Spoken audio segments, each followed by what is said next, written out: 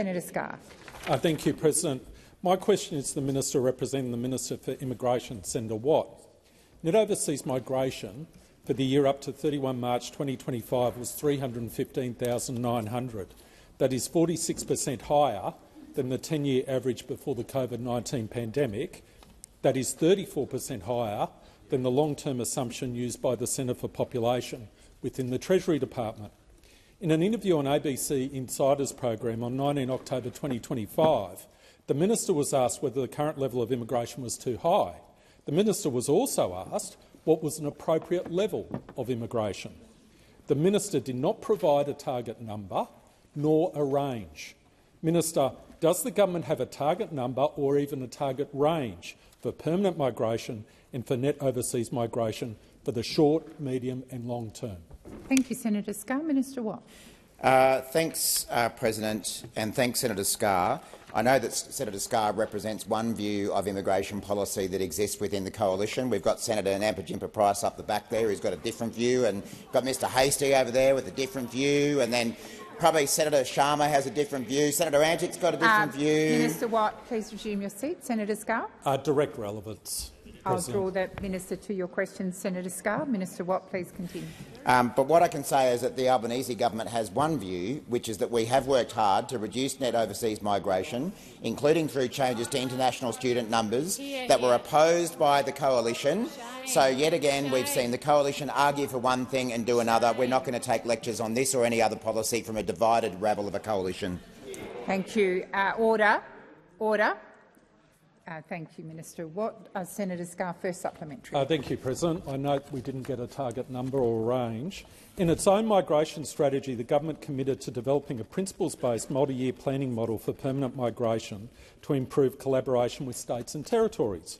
In the same interview on ABC Insiders, the minister advised that he had abandoned the multi-year planning approach. Minister, how can all three levels of government undertake appropriate planning for housing supply, services, infrastructure without direction from the federal government on target immigration levels?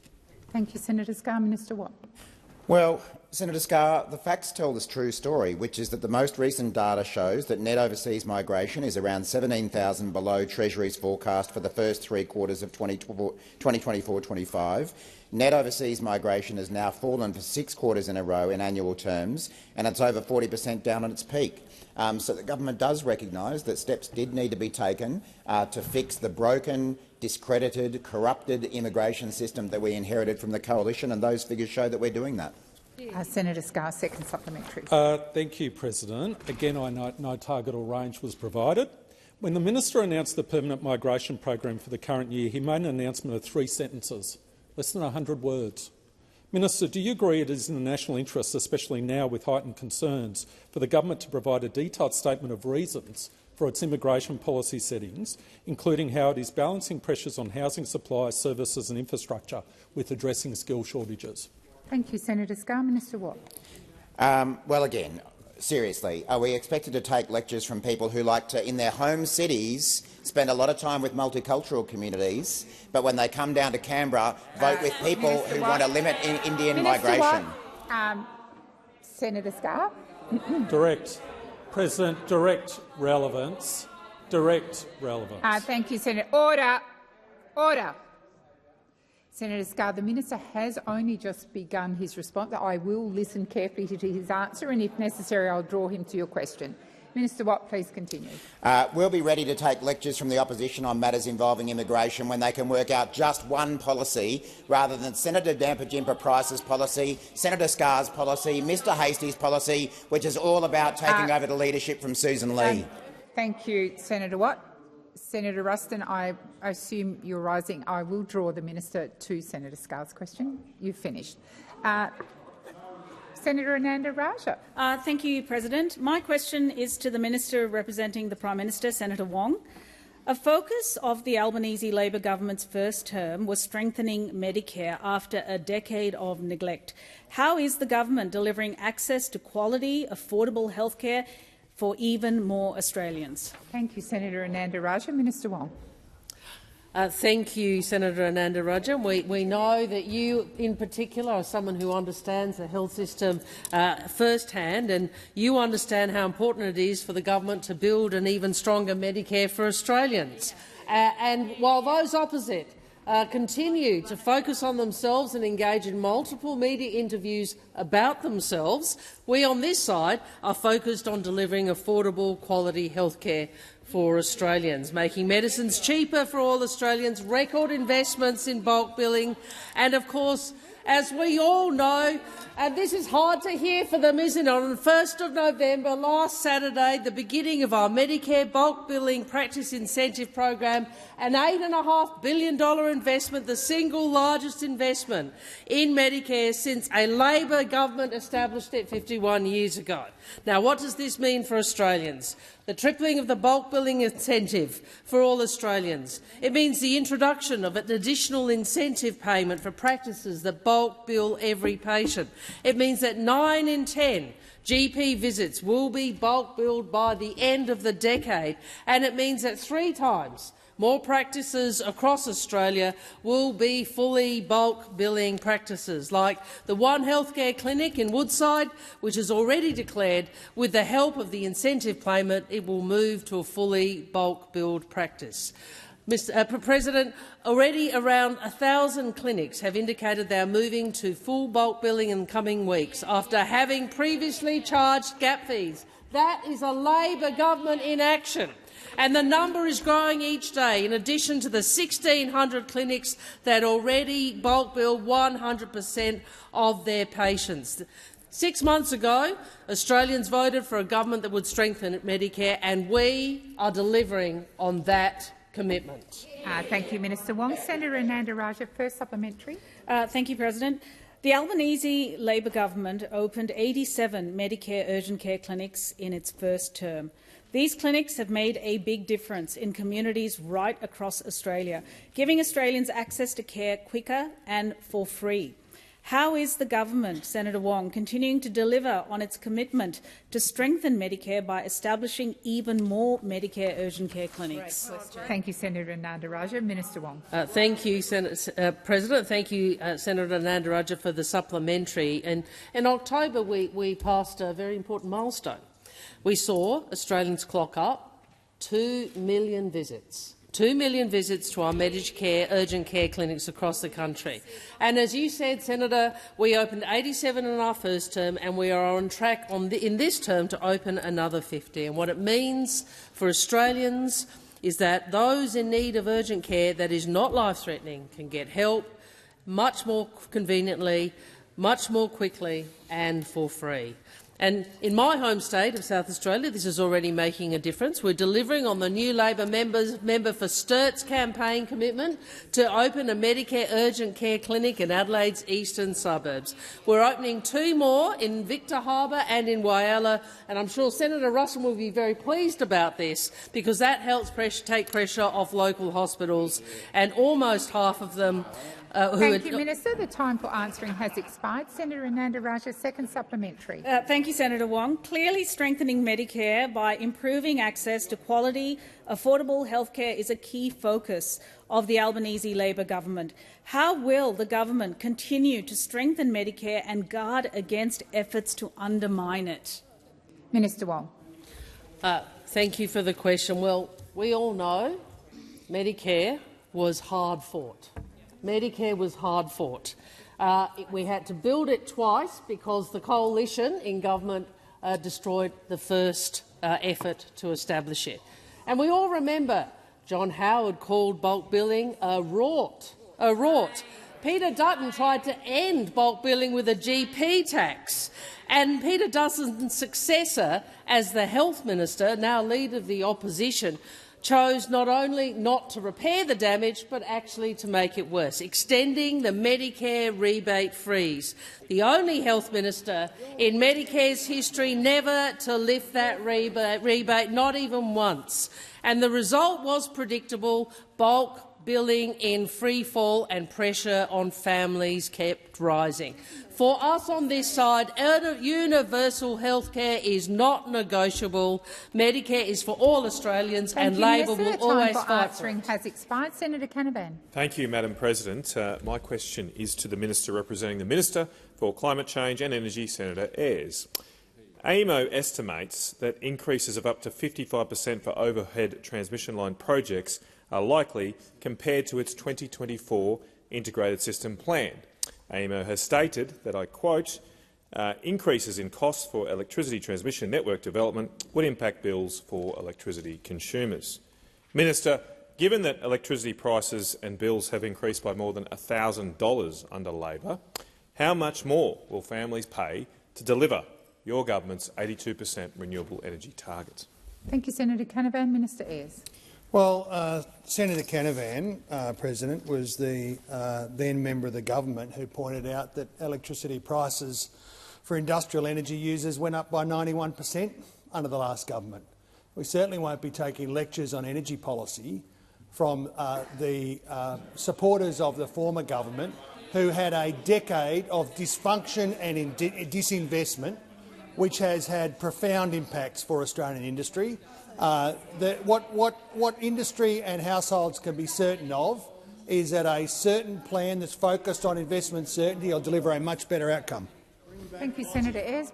Senator Canavan, first supplementary. Well, I note, Madam President, that the Minister did not talk once about the government's future plans. So Australians need to understand the government does not have a plan for their futures.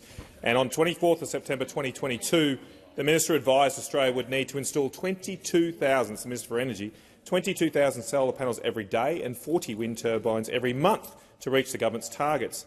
Can the Minister advise now how many solar panels and wind turbines have been installed since this time? Thank you, Senator Canavan. Minister Ayres. Well, Australians are the biggest adopters of solar technology on their rooftops because it's in the interests of their electricity bills. It's saving them thousands of dollars every year, and it turns out that, you know, the other thing we're big adopters of, batteries. Tens of thousands of batteries being installed every month. Senator Canavan, second supplementary. Well, they can't even last more than 20 seconds to talk about their energy policies. They have absolutely nothing here. Madam President, I ask the Minister again, has the Minister undertaken modelling of how many hectares of agricultural land will be taken up and impacted by the 95 renewable energy projects so far approved by this government? Thank you, Senator Canavan. Minister Ayres. The modelling I was most interested in was the one that you did last term when you covered your face in coal dust pretending to be a coal miner. Order. Order. Order. Senator Faruqi. Order. I have Senator Faruqi. Senator McKenzie, you are being disrespectful. I have called Senator Faruqi. She's to be heard in silence. Senator Faruqi. Thank you, President. My question is to Minister Ayres, representing the Climate Change Minister. Minister, the Senate Committee report on climate risk and insurance premiums, tabled a year ago, found that climate-driven disasters are increasing in frequency and intensity, with insurance skyrocketing and becoming unaffordable and unavailable. The National Climate Risk Assessment, which Labor tried to hide, has painted a very dire picture of the future. And just this week, new reports are warning of increasing extreme weather and impacts on insurance. Communities are bearing the brunt of the cascading and compounding effects of cost of living, insurance and the climate crisis. Minister, when will your government respond to the recommendations in this report and actually do something for communities on the front lines of the climate crisis? Thank you, Senator Faruqi. Minister Ayres. Well, Senator Faruqi, we hid the National Climate Risk Assessment report by releasing it. by releasing it, and we released it on the timetable determined by us, because it was at the heart of this government determining a credible, deliverable, achievable target for 2035. Senator Faruqi, first supplementary. Minister, the polluter pays principle demands that the cost of the climate crisis be shifted to those responsible for it. fossil fuel corporations make a mozza as they wreck the climate while the community pays.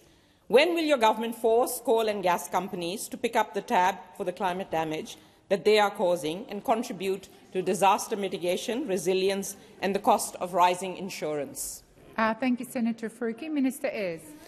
Well, there was a model that incorporated this principle that firms that had a responsibility for pollution would make a contribution. It was there for this Senate to vote on in 2009, and I remember the Greens political party and this rabble over here voting it down and delaying energy action and investment for another 2 decades. Thank you, Minister. Senator Faruqi, second supplementary. Minister, you can try and evade these questions, but you know full well that coal and gas are killing the planet. Why are you fast-tracking coal and gas with your so-called environment reforms? Thank you, Senator Faruqi. Minister Ayres. Well, as I say, if you've got a politics that's focused on bumper stickers and slogans, it has consequences. Senator De Leger. Thanks very much, President. My question is to the Minister for the Environment and Water, Senator Watt. Figures released over the weekend show that the renewable energy in Australia edged right up to 50% of the national energy market for the month of October. This follows the September figures, which was the first month in which renewables provided more electricity than coal. The Albanese Labor government's policies are obviously encouraging uptake in the cheapest and cleanest form of power generation. How many renewable projects have been approved since the government was elected in May 2022? Thank you, Senator De Leger. Minister Watt. Thank you very much, Senator De Leger, who I know is a rational voice in this debate, which is fast becoming more irrational by the day. What we've seen is the facts show that the government's policies are encouraging a greater uptake in the cheapest and cleanest form of energy generation, being renewables. In fact, for 2 months in a row, I hope you're sitting down now. I hope you're sitting down. 2 months in a row, renewable power has provided more electricity in Australia than coal. Are you okay? Are you okay? A few facts. We're doing this through policies like the Capacity Investment Scheme, supporting the take-up of home batteries and community batteries at a massive scale, with the REBAT program for home batteries experiencing incredible popularity. All of this means more clean and cheap energy generation across the country. The Australian Energy Market Operator quarterly figures showed a 27% reduction in wholesale prices because of this record renewable penetration. So that's right, power prices would be higher under the Nationals' policy of extending coal, let alone nuclear power. Obviously, we've got more work to do to ensure that those reductions are flowing through to consumers, but it's good to see the impact that renewables are having on that wholesale price. And despite the best efforts of the Coalition and, somewhat surprisingly, the Greens Party, who also want to block renewables, our government is also supporting the rollout of renewables by ensuring they are approved in a timely fashion. Since coming to office in May 2022, our government has approved 111 renewable energy projects across the country, and that's enough to power every home in Australia and more. Now, what a contrast to the energy policy train wreck we see unfolding endlessly in the Coalition. Having produced, I think it was 23 energy policies in government, they're now approaching 30 in opposition. And now they're so divided that they had to agree to not even talk about net zero in their party room today. Answering has expired. Senator De Leger, first supplementary. Thanks, President, and thanks, Minister. Whether it's the Capacity Investment Scheme, environmental law reform and more than the 110 renewable projects that have been approved since we come to government, it's certainly obvious to my community that the Albanese Labor government is committed to cheaper and cleaner energy. How is the government's consistent position on building more renewables and reducing emissions ensuring certainty in our energy market? Thank you, Senator De Leger. Minister Watt. Thanks again, Senator De Leger. Well, as they say, consistency is key. It's the key to providing the investment certainty needed to deliver cheaper and cleaner power, which is why the Albanese government has been consistent in supporting the net zero emissions by 2050 target, because we want Australians to seize the economic opportunities from the renewable energy transition, and importantly, we want Australians to grab the jobs that this transition provides. Now, there are some opposite who get it, like Senator Bragg, who said today virtually every country has committed to net zero emissions. We would be a pariah state if we moved away from it. Senator Bragg noted the countries opposed to net zero: Iran, Libya, and to this list we can now add the National Party. Senator Hume gets it from up there on the backbench for the moment, and she had some sharp words directed to the person who dumped her from shadow cabinet. She said the most important thing now, though, is that the leader takes a position on energy policy and does so with a matter of urgency. A few more wise words from Senator Hume up the back. The time for answering has expired. Senator De Liege, second supplementary. Thanks again, Minister. How are businesses in rural and regional Australia being supported from the approval of more clean and reliable energy generation? And what are the threats to this massive investment opportunity for rural and regional Australia? Thank you, Senator De Liege. Minister Watt. Thanks, Senator De Liege. I'm happy to mention Tomago, because why did the owners of Tomago say that they were now consulting about potentially shutting down? Because they couldn't get enough renewable power. Because coal-fired power was too expensive. You people have your heads so far under the ground that you can't hear anything. You can't even hear it when the owners of these companies say that it's your policies that are endangering the jobs in heavy industry right across the country. Now, if you only opened your eyes, you would know that renewables are not only keeping the lights on as coal plants reach the end of their technical lives, but they're also creating jobs and alternative income streams and benefits right across Australian communities. If you actually spoke to farmers rather than organising protests amongst them, you would know that farmers are earning a significant income stream from hosting renewable energy projects alongside their existing farming activities. There are sheep farmers right now who are building solar farms alongside their sheep farms, and you should start listening to them. The time for answering has expired. Order. Order. Order. Senator McKenzie, come to order. Senator Thorpe. Thank you. My question is for the Minister for Indigenous Australians. Recently, your Labor colleagues in the NT Parliament, all whom are Aboriginal people, voted in favour of a motion for an independent body at the Commonwealth level with powers to investigate and enforce change in relation to all First Peoples deaths in custody. The motion was defeated by the racist CLP government. Do you agree with your Aboriginal NT Labor colleagues that this body is needed? Minister Wong. With respect, I'd ask you to request that the senator rephrase the question. That is very clearly both a request about an opinion, but also about an opinion in relation to the state, territory legislature, both of which are not within the bounds of the standing orders. No, Senator, I'm actually trying to be helpful. There are ways you can ask a similar question without crossing both of those boundaries in the standing orders.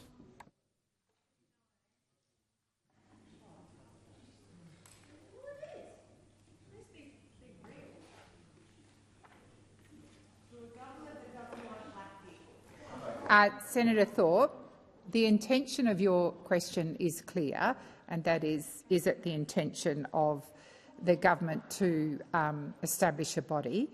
But I would ask you to take on board the comments Senator Wong has made, and further I ask you to withdraw the comments you made about the NT government. Violence of the colony. Senator Thorpe. I withdraw. Thank you. Minister McCarthy. Thank you, President. Thank you, Senator Thorpe, for the question. This is an issue that does affect deeply the people of the Northern Territory, in particular those who represent First Nations families across the Northern Territory, and those would be the bush members largely that Senator Thorpe is referring to. And I know this is really difficult.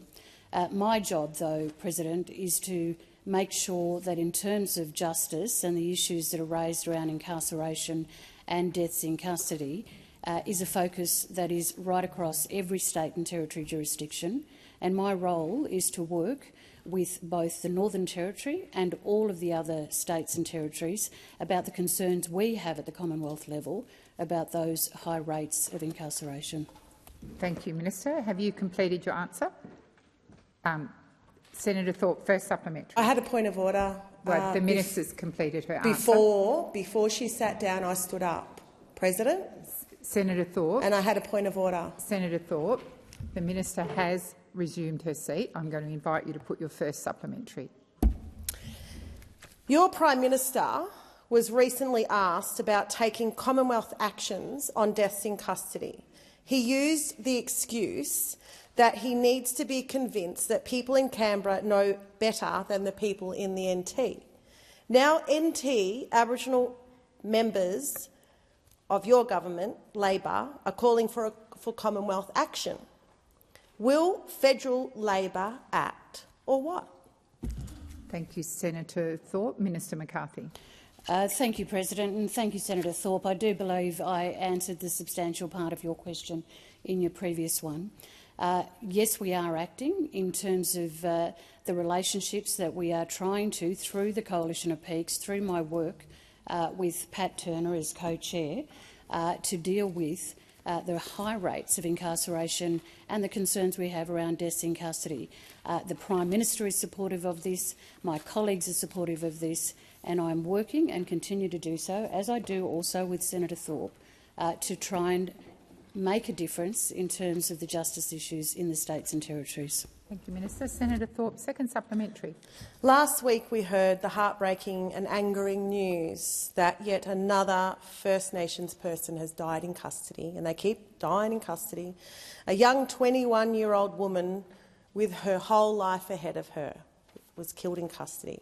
How many more deaths are you and your Prime Minister willing to accept before you use the powers you have? Thank you, Senator Thorpe. Minister McCarthy. Thank you, President. Well, I certainly put on the record that this isn't about wanting to see any deaths, Senator Thorpe, at all, whether it's in prisons or out of prisons for that matter, early deaths of anyone. And I have spoken with the crossbenchers, in particular Senator Thorpe, in the direction that I'm taking, President, in working with the states and territories to ensure that the concerns that we've raised around the high incarceration rates and the deaths in custody is being listened to. Minister McCarthy, please resume your seat. Senator Thorpe.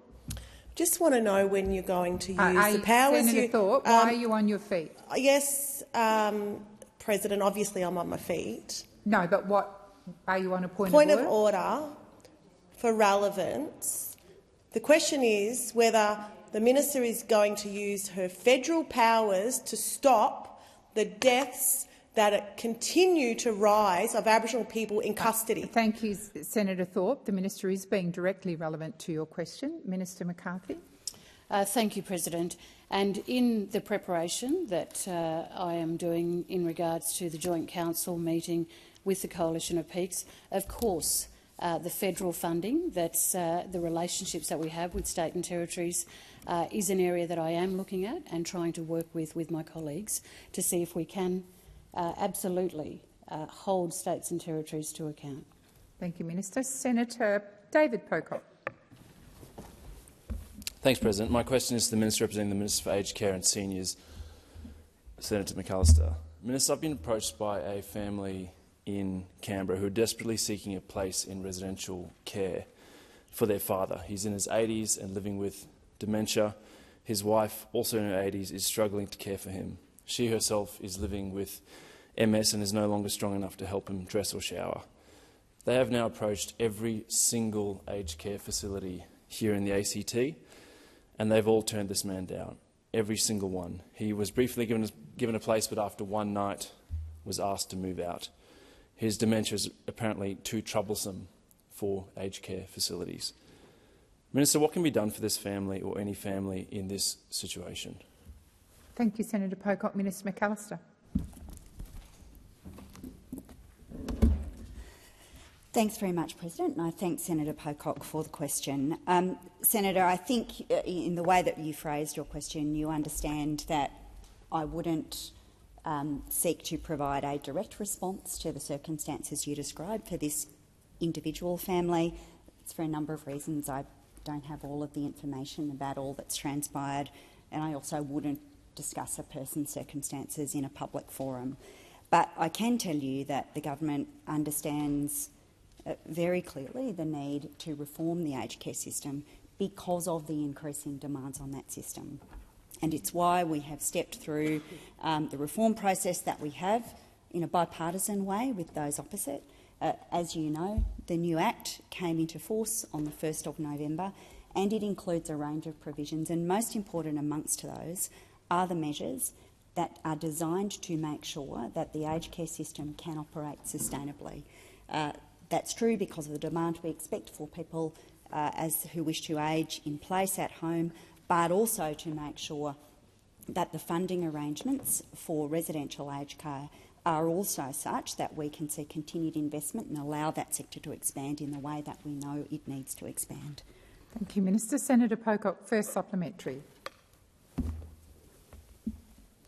Thank you, Minister. Minister, under the new Rights-Based Act, will residential aged care facilities have to take someone like this who can't find anywhere to go?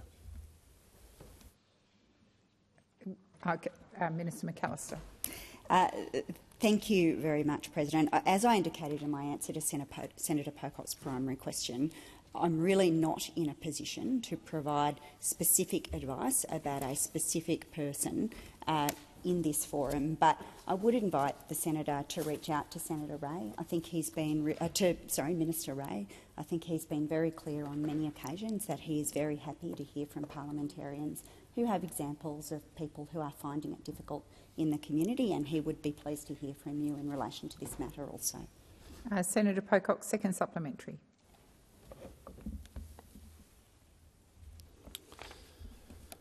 Thank you, Minister. I think there's many like that gentleman in the community, and was asking more broadly. I understand you won't comment on a specific case, but it was meant to be a bit more general. It's also been reported today that the Inspector-General believes more First Nations people will be pushed into residential homes because they can't afford services like a shower through the Support at Home system. Minister, does the government share the concerns that including compensation for stolen generations in means testing will make it more difficult for First Nations people to remain at home and age with dignity? Thank you, Senator Pocock. Minister McAllister. Thank you very much, President. And I thank Senator Pocock for that question. The government is very focused on ensuring that First Nations elders get the safe and the culturally appropriate care that they deserve. For support at home, the means testing is reliant on the broader social security means testing that uses the definitions under social security law. I'm aware of the article that you're citing, I think. Minister Ray has indicated that he takes those concerns seriously and that he will be considering the effects of all co-contributions on First Nations Australians in aged care. I think more broadly, Senator, the point the government would make is that every First Nations elder deserves access to aged care that's culturally sensitive, that suits their needs, and we are determined to make sure that our historic investment in aged care delivers that. Thank you, Minister. Senator Bell. Thank you, President. My question goes to the Minister representing the Minister for Home Affairs, Senator Watt. Minister, the number of people living in Australia unlawfully could be as high as 200,000. This includes bridging visa holders who've let their visas lapse, failed protection applicants still here after refusal, and people working illegally breaching their visa terms, and others. At a time when everyday Australians, including families across Western Sydney and regional New South Wales, are living in tents and cars due to a housing crisis and essential services are stretched to a breaking point, what does this government say to Australians who want to know why more action hasn't been taken to remove illegal immigrants from Australia? What is this government's explanation for allowing so many illegals to remain, and when will serious removals begin? Thank you, Senator Bell. Minister Watt. Thanks, President. Thanks, Senator. I'd probably like to check those figures before I accepted that they were accurate, but I've already outlined some of the steps that the government has taken to reduce net overseas migration. You and many other senators in this chamber on that side of the chamber often like to draw a link between migration and housing without ever acknowledging that you have consistently voted against every effort this government has taken to provide more housing. So maybe get on board with that. Senator Bell, first supplementary. Minister, according to Newspoll, almost 2/3 of Australians want to end mass immigration. Australians are crying out for your government to listen. In New South Wales, housing demand is out of control, schools are overwhelmed and hospitals are at breaking point. So why is Labor more focused on appeasing foreign nationals and visa overstayers than protecting Australian citizens, especially when you have elderly people stuck in emergency departments and families sleeping rough in cars? Thank you, Senator Bell. Minister Watt. Well, again, the facts show that the most recent data show that net overseas migration in Australia is around 17,000 below Treasury's forecast for the first 3 quarters of 2024-25, and net overseas migration has now fallen for 6 quarters in a row in annual terms, and it's over 40% down on its peak. It really would be easier to take One Nation seriously when they try to draw a linkage between housing and migration if they'd once voted for anything to do with investment in housing.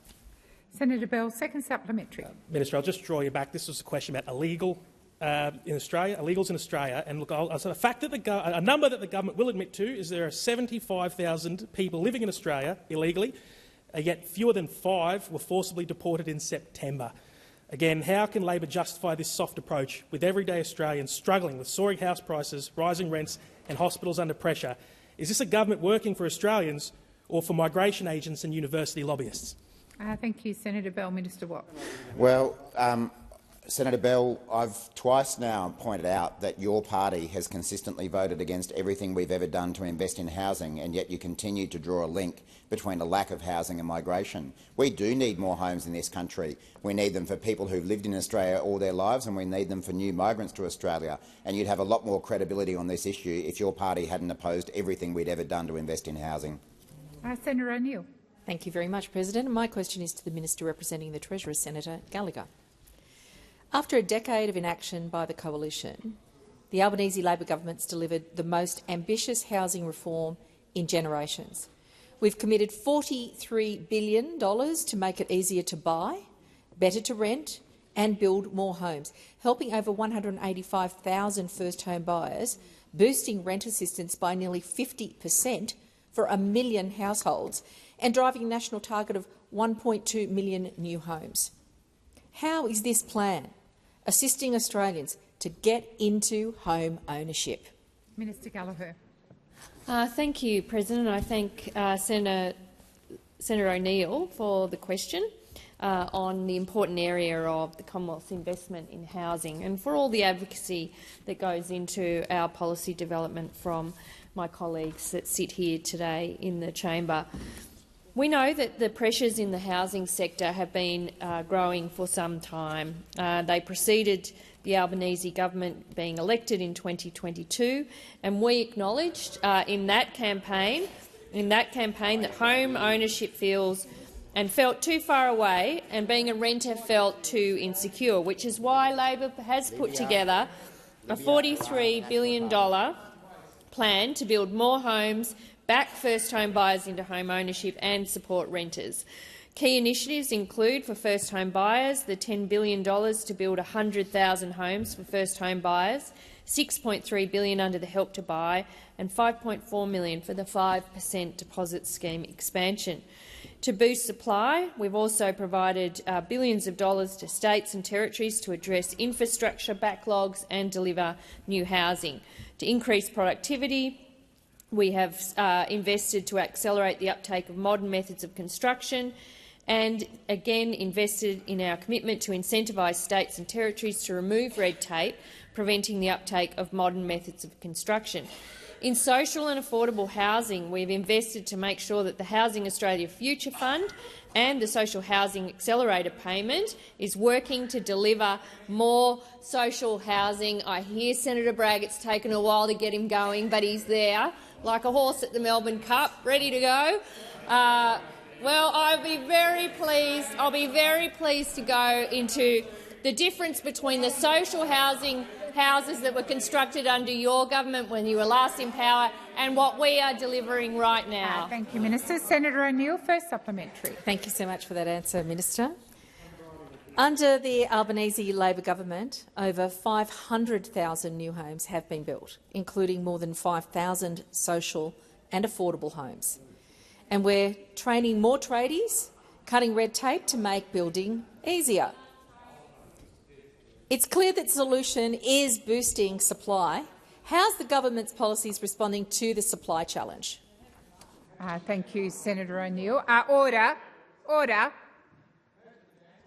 Senator Bragg, which part of order did you not understand? Minister Gallagher. More than 520,000 homes have been built nationwide since Labor was elected, and we're working with the states and territories to build infrastructure to support new housing. I heard Senator Bragg before. He's concerned about demand-side policies. Well, I was concerned to read the transcript yesterday of your interview with Patricia Karvelas when you just dumped super for housing and everything that you've stood for and all your colleagues. Oh, we're not going to do that anymore. We'll just let that go, 335. And that was on a day, can I say, the chamber, when more than 30 members of the opposition were racing to get a spot on the interview in the press gallery yesterday. You couldn't get a spot in the press gallery yesterday. It was like a stampede. But Senator Bragg managed to just nick that little 15-minute interview where he was able to dump super for housing. We've built over 5,000 social and affordable housings. We've got 25,000 in construction. Answering has expired. Senator O'Neill, second supplementary. Thank you very much, Minister. I know how much hope those answers give Australians who want to get into housing. How does the Albanese Labor government approach help Australians get into housing now, whilst also ensuring Australians have adequate retirement savings? Thank you, Senator O'Neill. Minister Gallagher. Oh, thank you, Senator O'Neill, for that question. So when we look at social and affordable housing, over 5,000 already completed since the Albanese government was elected. Compare that to 373 in the entire time that those opposite were in government. 300, they worked very hard to deliver that 373, very hard. They were exhausted. Order. 373. 5,000 since we've come to government, 25,000 under construction, well on the way to 55,000 social and affordable rental properties. And in terms of the question Senator O'Neill asked about retirement savings, on my right. Well, yesterday we saw the big crab walk away from super for housing. For every criticism that we have had about that program, Senator Bragg supported our position. Finally, yesterday, we won't have that policy again, Patricia. There it went, on the floor, on the scrap heap. The time for answering has expired. Senator O'Sullivan. Thank you very much, President. My question is to the Minister representing the Minister for Health and Ageing, Senator McAllister. The Prime Minister promised on more than 71 occasions that Australians only need their Medicare card and it would be free to see a GP under Labor. But Australians have been telling us their real experience on the ground. Beck from Kojonup in my state, home state of Western Australia, has told us that it costs me over $100 per visit to see the doctor, and I only get back $43 from Medicare, certainly not free. She said it costs me more than I get back. Minister, when is Beck's out-of-pocket costs going to come down to $0? Thank you, Senator O'Sullivan. Minister McAllister. Well, thank you very much. And I am again very pleased to inform the Senate about the progress that we are making in restoring the enormous damage that was done to bulk billing and to Medicare under the long period of government under the Liberals, where they froze the Medicare rebate, ripped billions and billions out of the Medicare system. I'm sorry. Please resume your seat. Order on my left. I can't hear the answer. Minister McAllister. Thank you very much, President. There is significant damage to repair, but as senators will know, on the 1st of November, our investment to lift bulk billing rates started rolling out, and I can inform the senator that in his own home state of Western Australia, 134 GP practices have indicated through the AOA process that they will become Medicare bulk billing practices, and that is an increase of 67 on where we were previously. A doubling of the number of practices that are fully bulk billing in Western Australia. Senator O'Sullivan, first supplementary. Thank you, President. Although I didn't get I got very much a non-answer on my question as to when it was going to come down to $0. My next question is, Cheryl from Entrance North in New South Wales has told us My GP charges $120 for a 15-minute consultation. I receive $43.90 Medicare rebate out-of-pocket costs $76.10. I'm on the age pension. I can't afford this, so my health is failing. Thank you, Senator O'Sullivan. The time for answering your question has expired. Minister McAllister. Thank you, President. And the government is concerned about access to healthcare. In fact, so concerned were we that we went to the last election promising to make the single largest investment in Medicare ever to deal with these circumstances. And in the state of New South Wales, which your question refers to, the number of practices that have indicated through the EII process that they will become Medicare bulk billing practices. That is, practices that offer services for free for all their patients is 904. That is an increase of 322 practices. Those clinics that will be changing from mixed billing to fully bulk billing in New South Wales. Thank you, Minister. Senator O'Sullivan, second supplementary. Alicia from Mount Gambier in South Australia paid $103 for a 5-minute appointment on her blood test results. She said, "I got back $46 on Medicare, but that's beside the point." Well, we all do agree with Alicia. So when is Alicia's out-of-pocket costs projected to come down? Thank you, Senator O'Sullivan. Minister McAllister.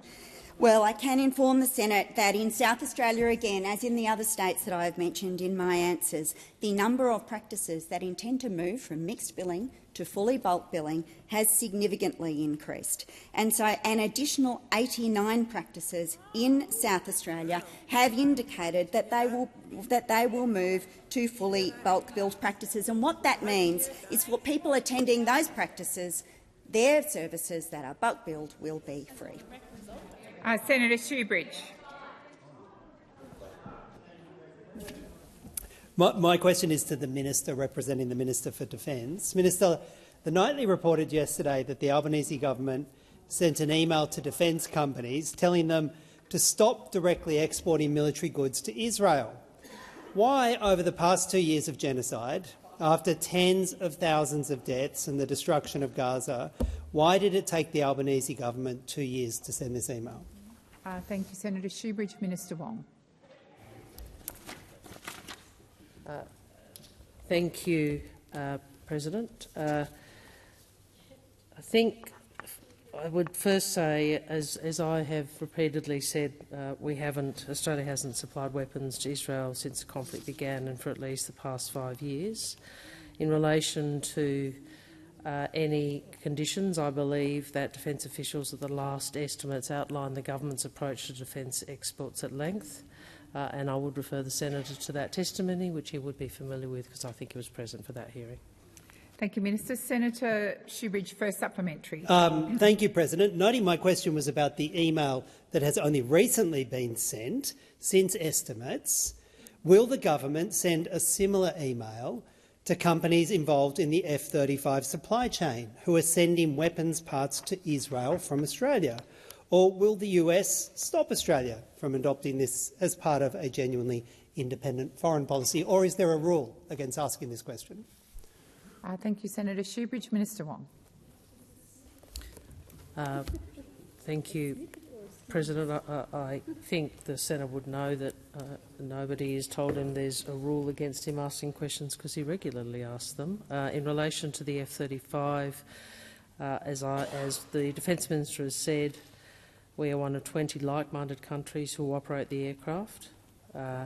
We are a long-standing participant in the program, and the arrangements in relation to this program was gone through in detail on many occasions, both here but also in estimates. Thank you, Minister. Senator Shoebridge, second supplementary. Well, will your government now, will the Albanese Labor government continue to allow companies to wash their weapons and weapons parts from Australia through the US to Israel under AUKUS Pillar 2? Or do you accept that your government has a role under international law in monitoring the end user of weapons and weapons parts, even if they're being washed through the US as the middle person? Thank you, Senator Shoebridge. Minister Wong. Well, I don't accept the premise of the question, and I'd refer you to my previous answers and many statements we have made in support of international law. Thank you, Minister. Senator Cadell. Thank you, President. My question is to the Minister of the Environment and Water, Senator Watt. Senator, following a barrage of complaints from the public regarding the rollout of the Bureau of Meteorology website, including one from your colleague, Climate Change and Energy Minister Mr Bowen, where he said the Bureau clearly has work to do in that it has lost community confidence in the new website. Were you, your office or your department included in a pre-rollout of the $4 million website, and if so, when? Thank you, Senator Cadell. Minister Watt. Thanks, Senator Cadell, who I know you have a genuine interest in these matters. You will have seen that last week I made public comment on this matter, and I recognised the very large number of complaints that had been received about the changes the Bureau of Meteorology had made to their website. As a result of that, I had a meeting with the acting CEO of the BOM. I explained to him my view that clearly the new website did not meet users' expectations, and I asked him to consider urgent changes to the website. I'm pleased that they took that feedback on board and have begun making changes. I was not personally briefed or involved about the new website, certainly not verbally. I don't recall ever seeing a written brief about that as well. I'm not aware of my office having been involved. I'm not sure what my department's involvement was, but I'm happy to come back with any further information I may have, but I was not personally involved. Thank you, Minister. Senator Cadell, first supplementary. Similar to that, were you aware of any external contacts or any external testing from outside the Bureau of the website, including the department, anywhere before it went live in the Australian public? Thank you, Senator Cadell. Minister Watt. Well, I'm certainly aware that the BOM undertook testing of its website, new website, prior to it going live.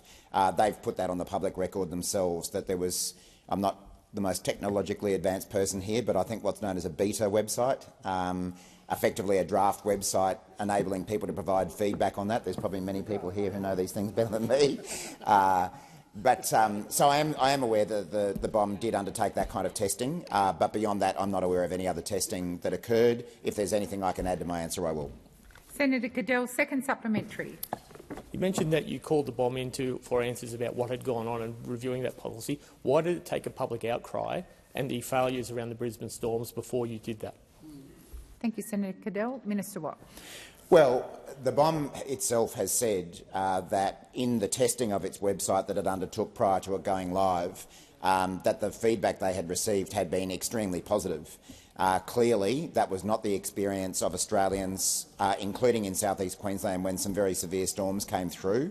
That feedback was heard loud and clear by the BOM, and it certainly was heard loud and clear by me. I'm pleased that, as I say, that they've made changes to that website and they intend to make more. Thank you. Senator Barbara Pocock. Thank you, President. My question is to the Minister representing the Minister for Housing. House prices across the country are out of control. Prices are rising at their fastest pace in more than 2 years. It's scary out there. National home values rose by 1% in single month of October and 6.1% over the year. More renters and first-home buyers are being pushed into housing stress and into overcrowded share houses and longer commutes. The government's own policies are turbocharging the housing crisis. Labor's failure to reform the $181 billion tax breaks going to wealthy property investors and your 5% deposit scheme are pitching first home buyers against a rising tide of speculative investors at auctions. First home buyers don't stand a chance. Minister, why are you choosing to back wealthy property investors and banks' profits over first home buyers? Thank you, Senator Pocock. Minister Ayres. Thanks very much. Well, this government is backing Australians who don't have a home being able to buy a home with a 5% first home buyers deposit, with a massive, unprecedented program of Commonwealth engagement in supporting the states and private sector to build homes. Now, this lot over here would have more credibility if they didn't want prices to go up and down all at the same time, and you lot would have more credibility if you weren't protesting every housing development that ever happens. Senator Pocock, first supplementary. Minister, we are facing a speculative housing price bubble that is accelerating at an alarming rate. The RBA's data show that investor borrowing is outpacing owner-occupier borrowing. It's worrying regulators. First-home buyers are being outbid at auctions by wealthy property investors. Minister, the obvious solution to this housing crisis is to wind back the enormous tax advantage for wealthy property investors. So why won't you? Minister Ayres. Because we're focused on supply, and we're focused on making sure that young people, who the Greens political party used to care about, have an opportunity to get a 5% housing deposit for their very first home. Senator Pocock, second supplementary. Minister, Labor's 5% deposit scheme is driving up house prices, especially for entry-level, lower and medium-priced houses. They are on steroids. They're going through the roof, making the dream of owning a home a fantasy for many, while the banks and wealthy property investors are cashing in. Banks are on track to rake in more than $30 billion profits in this current financial year. Minister, can you see why so many Australians think Labor is failing us? Thank you, Senator Pocock. Minister Ayres. Well, you know what young people tell me? What young people tell me is that the 5% deposit for first home buyers is the first time in decades that they have seen a chance for them and their families to buy a home. That's what they say. That's what happens in the real world. That's what happens for people in the housing market who want to get their foot on the ladder, that they are paying off their own mortgage, not somebody else's. Senator Patterson. I beg your pardon, Senator Roberts.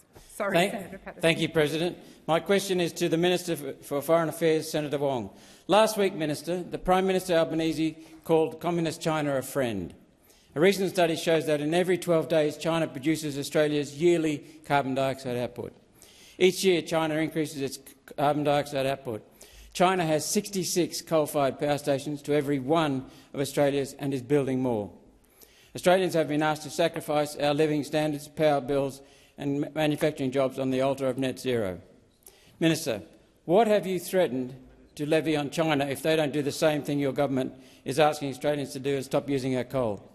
Or are the climate dictates turning your government into hypocrites on the world stage? Thank you, Senator Roberts. Minister Wong. Thank you, Senator. Well, I would make a few points. The first point I'd make about our commitments to reduce emissions is that we are making commitments as a country because we recognise the economic imperative of transforming our economy in the context where so much of the global economy is doing the same thing. And I appreciate, Senator, you and I just simply will not agree on this because what we see is the imperative to transform our economy, to take advantage of the opportunity renewable energy brings. We see what is happening across the world, and we want to ensure that Australia has the opportunity to continue to be a prosperous and strong nation in that context. So we simply have a different view on why it is as a country we should not turn our back on climate change and we should not turn our back on renewable energy, and frankly we should not turn our back on facts. And the facts are that the world is moving. The facts are that coal-fired power is declining in this country. Was it 24 out of 28? 24 out of 28 announced they were closing under the coalition, coal-fired power stations. So, I mean, that gives us a very clear view about what the transition is. Senator Roberts, first supplementary. Thank you, President. If the Prime Minister's friends in Communist China can use Australia's coal and you won't tell them off, why can't Australia use our coal here? Are you too scared of Communist China to hold them accountable? Thank you, Senator Roberts. Minister Wong. Well, Senator, 24 out of 28 coal-fired power stations announced they were closing within the decade at the time under the coalition. At that time, 8 had already closed, including Hazelwood, because they were too old and at the end of their end of life. The absence of a stable policy framework meant that investors voted with their feet, or in this case the money, and didn't invest. Minister, please resume your seat. Senator Roberts. Point of order, President. Relevance. We're talking about China, not the coalition. Thank you, Senator Roberts. The minister is being relevant to your question. Well, Senator, I'm making the point. That whatever you might think, and I disagree with a great deal of what you say, but whatever you might think about why you support coal, the market is not supporting coal. The market is not supporting coal. I mean, Order. I'm sorry. Well, point to the new Order. Minister Wong, did you wish to continue? No. Senator, order. Order. Come to order. Senator Roberts, second supplementary. Thank you. Your friends in Communist China, Minister, began and resumed construction of 98 gigawatts of coal power last year alone. Many of these will use Australian coal. That's 1.5 times Australia's entire national electricity market capacity in 1 year. Why is your government destroying our cheap coal generation in our country to satisfy foreign dictates from the United Nations, World Economic Forum and Paris Agreement, while Communist China does the opposite? China, not Malcolm Roberts. Thank you, Senator Roberts. Minister Wong. Well, Senator, again, I disagree with almost everything you just put to me in that question. What I would respond to specifically is the point about the why. You see, we're not doing this because other people are telling us to do this. We're doing this because we believe it is the right thing for the country. It's the right thing for future generations, but it's also the right thing for our economy. It's also the right thing for our economy. And amidst all of the interviews that were done recently by the Coalition in the last 72 hours, Senator Bragg made a very important point when he was talking about net zero and the policy debate inside the Coalition. He said, what I am saying, the debate is over. What I'm saying is, in terms of the economic debate around the world, it's over. Capital markets have made their mind up. There is a wall of money going to renewable energy. Thank you, Minister. Senator Patterson. Thank you, President. Sorry, Senator Patterson. We've moved on, Senator Whish-Wilson. Senator Patterson, please. Thank you, President. My question is to the Minister representing the Treasurer, Senator Gallagher. Moments ago, the Reserve Bank confirmed their decision to keep the cash rate unchanged at 3.6%, meaning there will be no rate relief for Australian home owners. What does the government say to millions of Australians who continue to pay higher interest rates because of inflation, fuelled by this government's out-of-control spending, as Professor Richard Holden warned last week? Thank you, Senator Patterson. Minister Gallagher. Thank you. I mean, the decision was half an hour ago, President, and so it's good to see nimble opposition getting the question. Well, that's I disagree with the economist you cited, and I think I would say to households that inflation is much lower than what we inherited. Had a 6 in front of it and was rising. It's now half of that. I would say we've created 1.1 million jobs. We've got inflation down. We've got debt down. We've got real wages growing for the first time, which makes a difference, of course, to living standards, which Australians didn't receive when you were in government. Unemployment is low, and interest rates have been cut 3 times. But I certainly understand that. Senator Hume.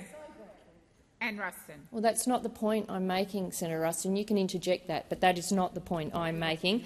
I would also suggest that it might benefit those opposite to read the statement by the Monetary Policy Board of the Monetary Policy Decision, which has been released alongside that decision today. And I think in that statement, it goes to a number of different pressures, including uncertainty around international developments and that the bank is taking a cautious approach. That's my reading of their statement. We will continue to work to get inflation down. We'll make sure that we keep unemployment low, that the economy continues to grow and that we're seeing good growth across the private sector, having resumed its rightful place as a key driver of growth across the economy. Senator Patterson, first supplementary. Thank you, President. In the accompanying monetary policy statement, the RBA board noted, and I quote, "Underlying inflation is expected to be higher over the forecast period relative to the August statement. Year-end trimmed mean inflation is expected to be above the top of the 2 to 3% range until mid-2026, and headline inflation is forecast to rise to 3.7% year-ending 2026. Does the government admit that its record spending has put the Australian economy at risk of continued higher inflation and higher interest rates?" Thank you, Senator Patterson. Minister Gallagher. Thank you. No, the government doesn't accept that, and nor does the statement of the Monetary Policy Board say that. And I would say again that this is the opposition putting down a marker because they want to cut pensions, they want to cut energy bill relief, they want to cut cheaper childcare, they want to cut cheaper medicines, all the work we've done to repair aged care, to repair Medicare bulk billing. Well, that's what they call wasteful spending, President. That's what they are saying is wasteful spending. We think that supporting aged pensions and making sure energy bill relief is provided and other cost of living measures are funded properly has been an important part of supporting households when inflation has been higher than we would like. Senator Patterson, second supplementary. Thank you, President. The government has already achieved the trifecta of higher spending, higher inflation and higher unemployment, putting Australia at risk of stagflation if these trends continue. Should Australians now be worried, the government will soon be adding higher interest rates to this list of economic failures. Thank you, Senator Patterson. Minister Gallagher.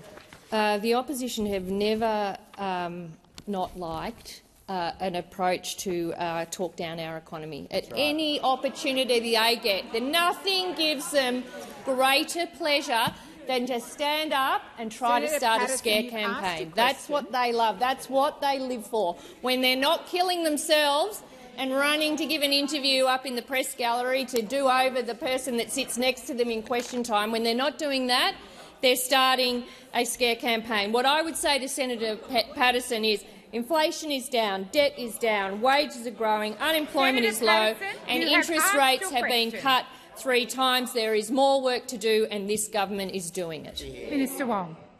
Thank you, President. I ask that further questions be placed on notice. Minister Watt. Thanks, President. You might recall I took some questions from Senator Roberts on notice yesterday. I have written to him today responding and providing some detail on those questions, and I table a copy of my reply. Is that okay? In addition, Deputy President, Senator Cadell, I've obtained some further information from my office regarding Senator Cadell's questions regarding the BOM website. I'm informed that my office was briefed about the new website coming online prior to it coming online, but I was not personally briefed on that. Thanks.